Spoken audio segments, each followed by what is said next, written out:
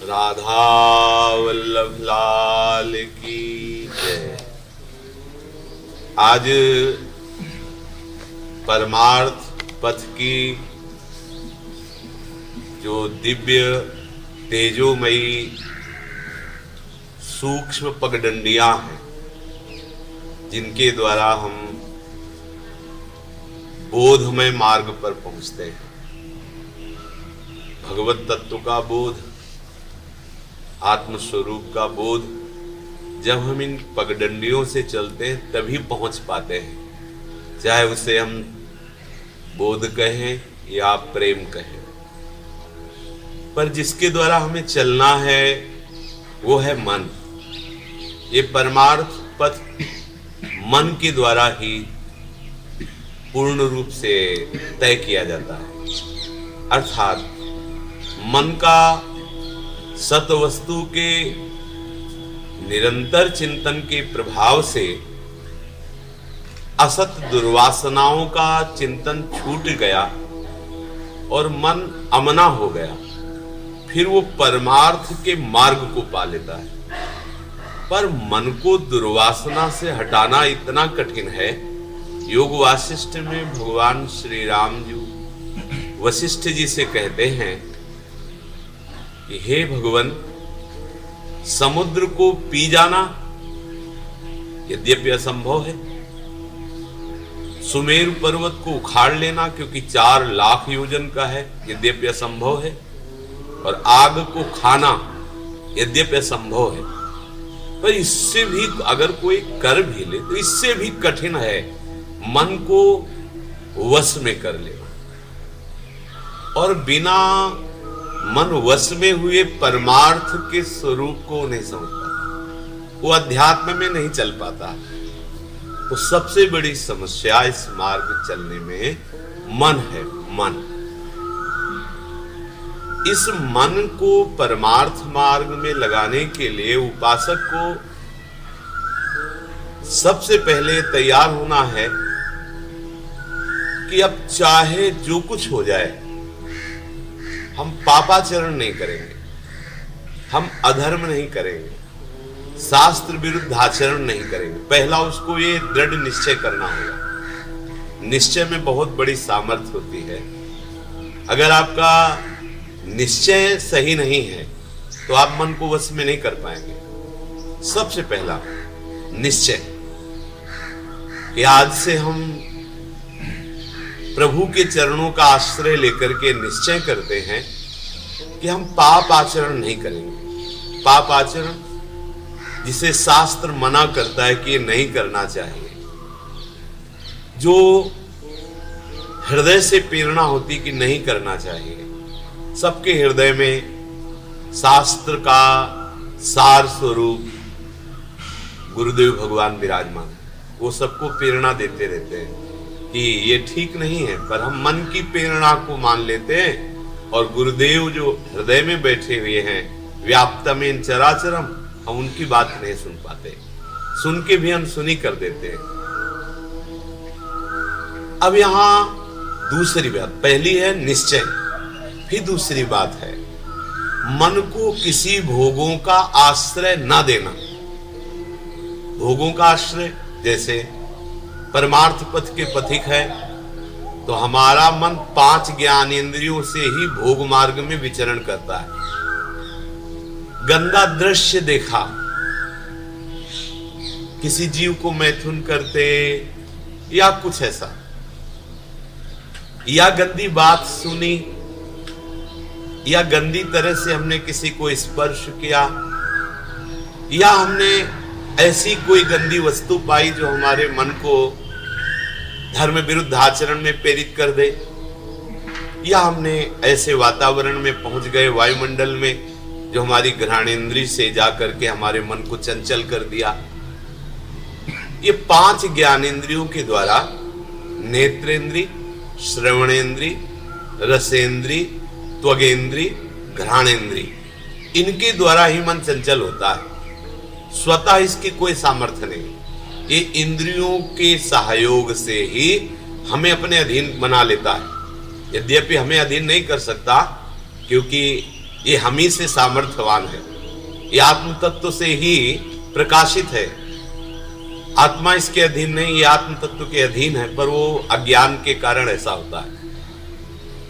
अब इसमें सावधानी ये बरतनी है कि जब हमारे मन में किसी कारण से विषय स्फुरण हो, खान पान से भी हो जाता है, दृश्य देखने से भी हो जाता है, छूने से भी हो जाता है, सूंघने से भी हो जाता है। रजोगुणी ऐसी वस्तुएं सूंघे जो प्रभु को अर्पित ना हो तो उससे भी रजोगुण काम इच्छा को प्रकट कर सकता है। दृश्य, वचन, खान पान, इनके द्वारा हमारे मन में चंचलता पैदा होती है।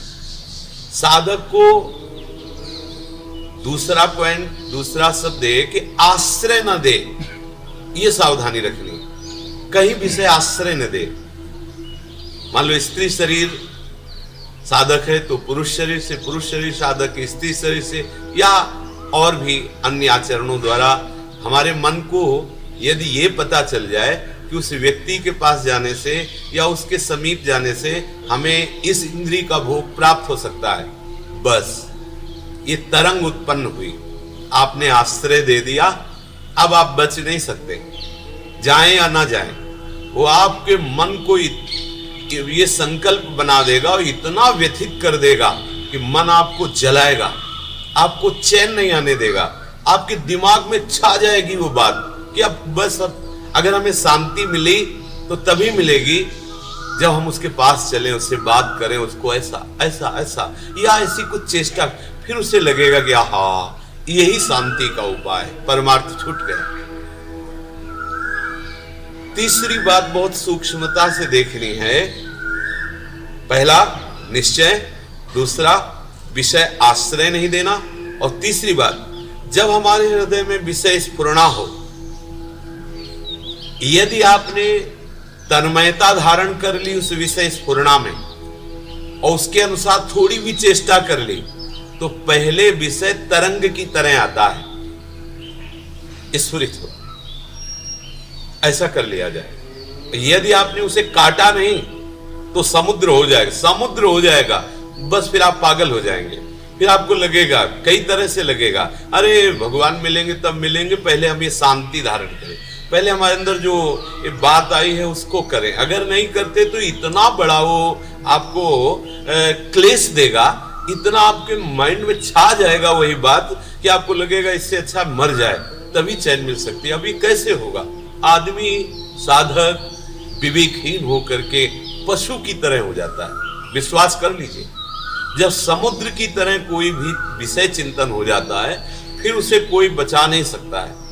तरंग के समय आप अपने आप को बचा सकते हैं। जब कोई स्फुरणा, सावधान हो जाओ, दुश्मन ने तुम्हारे आनंद महल को नष्ट करने के लिए बहुत बड़ा ये प्रहार कर दिया।